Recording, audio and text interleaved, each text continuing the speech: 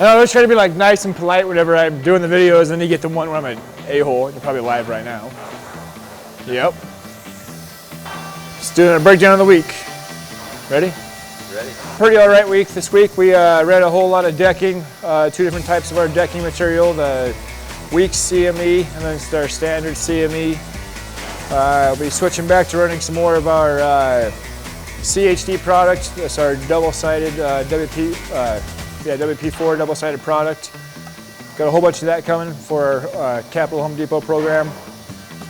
And in the meantime, we're trying to get out some of our smaller orders on the other machines. In the meantime, kind of bounce some guys around a little bit, but got a bit of a shift in the guard right now. We had a couple of our guys that have been here for a minute, really depending on the kind of head out the door, moving on to some different things. So right now we're trying to, make do with what we got, do the best we can with some new guys, get them trained up, and see what we can do with that. Over here in the woods, got it all changed over. We got a whole bunch of log we'll be running. Got 5 different types of log. We'll be running next week, try to have it all out, at least by the end of the week, hopefully by Thursday-ish.